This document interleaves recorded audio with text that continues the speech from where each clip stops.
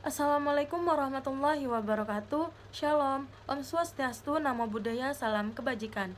Perkenalkan, nama saya Haura Irde Raihan dengan NIM 4412301079.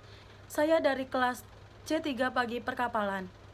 Kali ini saya akan membacakan presentasi saya pada mata kuliah Mekanika Teknik dengan dosen Ibu Mega Gemala, STMSI. Saya mempunyai dua topik.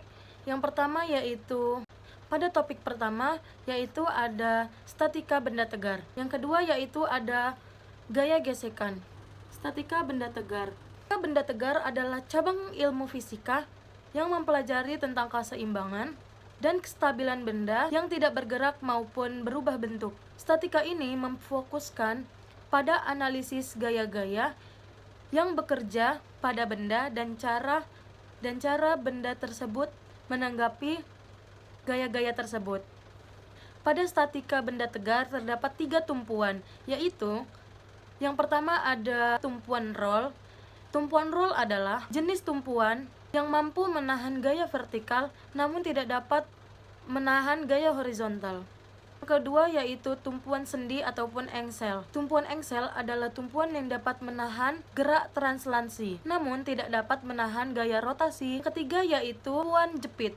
Tumpuan jepit adalah tumpuan yang dapat membatasi dalam semua gerakan pada gerakan translasi ataupun rotasi, atau bisa disebut dengan tidak dapat bergerak atau berputar ke segala arah.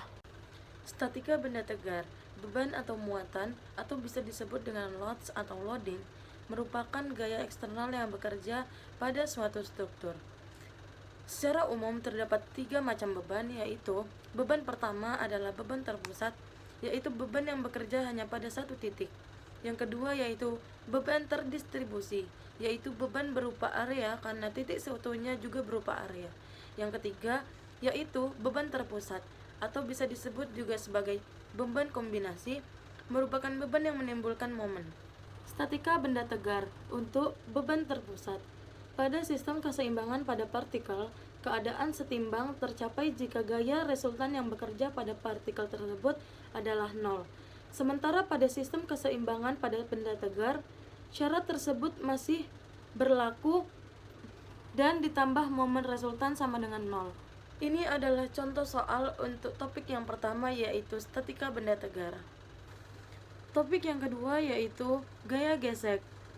Gaya yang bekerja melawan gerakan pada permukaan, arahannya paralel dengan permukaan. Tidak tergantung dengan luas bidang sentuh, tergantung pada permukaan 2 kontak, yaitu besar untuk permukaan kering dan kasar, yang kedua yaitu kecil untuk permukaan basah dan halus.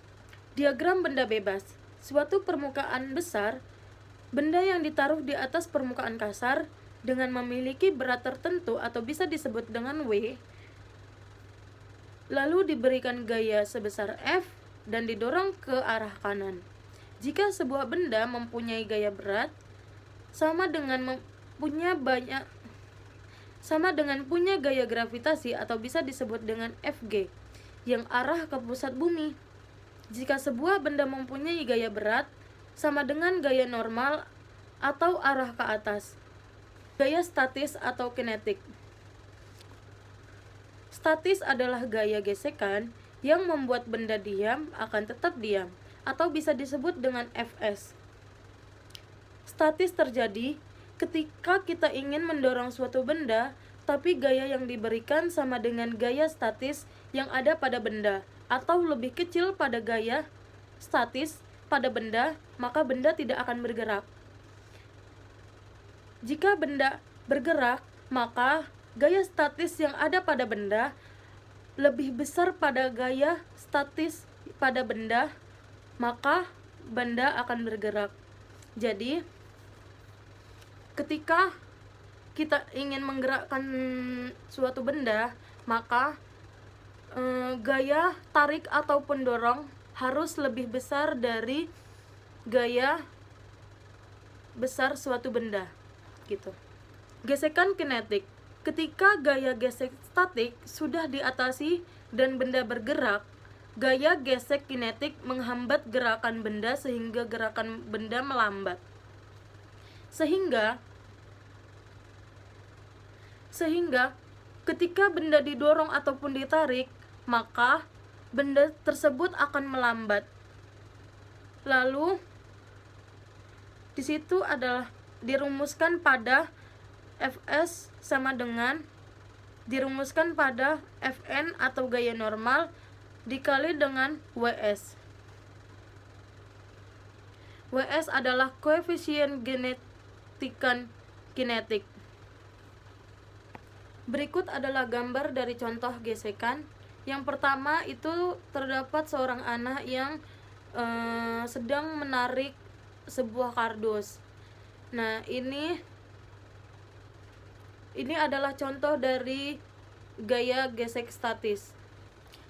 Jika seorang anak ini ingin menggerakkan suatu benda, maka gaya statis atau gaya tarik atau gaya dorong harus lebih besar dari gaya statis suatu benda.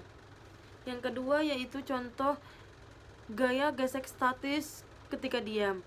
Yang kedua yaitu contoh dari sebuah buku yang ada di atas meja. Dikarenakan gaya statis yang ada pada benda atau lebih kecil pada gaya statis pada benda, maka benda tidak akan bergerak, yaitu sesuai dengan buku yang ada di atas meja.